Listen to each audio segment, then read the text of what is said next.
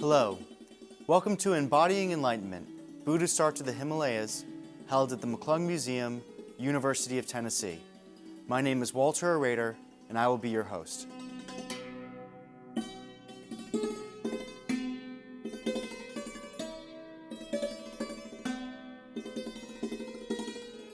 Embodying Enlightenment focuses on the Buddhist art of the Himalayas.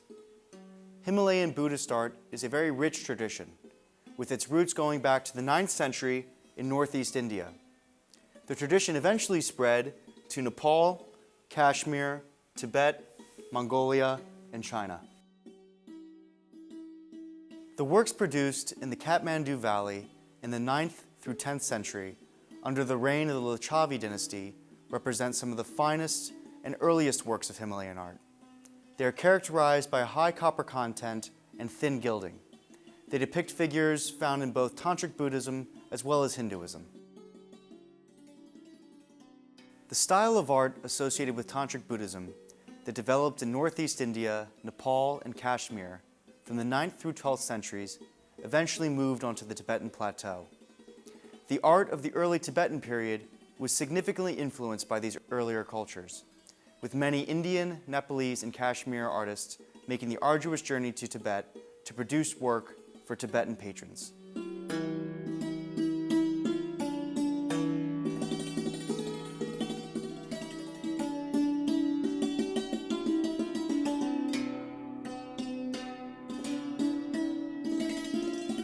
The majority of Himalayan style art depicts Buddhist subjects. However, Hindu and shamanic figures can be found as well.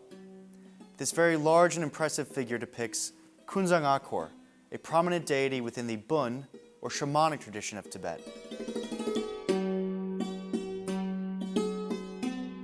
In the 15th and 16th centuries, Tibet was dominated by rival clans and their associated schools of Buddhism.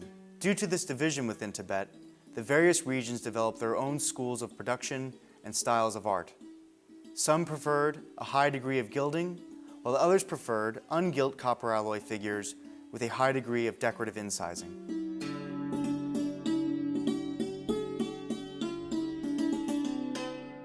The concept of lineage, or the transmission of the Buddhist teachings from teacher to student across the generations, is exceedingly important in the Himalayas.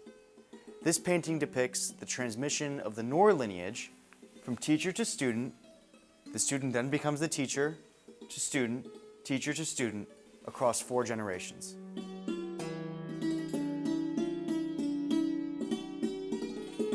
In Tibetan Buddhism, reverence to the teacher, otherwise known as a lama, is of paramount importance.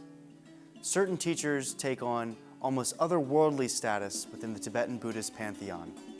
One such figure is Tsongkhapa, who is the founder of the Gelug school.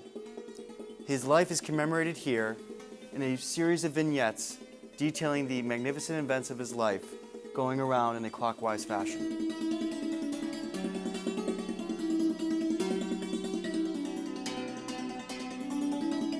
During the Qing dynasty, and in particular under the reigns of the Kangxi and Qianlong emperors, cultural exchange between Tibet and China increased significantly.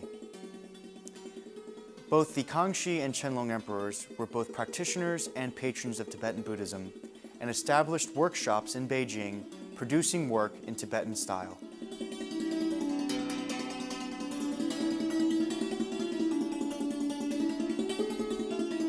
Himalayan art is a living tradition. There are thriving centers for the production of art and the training of new artists across Asia as well as in the West. Himalayan art today is produced in both contemporary and neoclassical forms.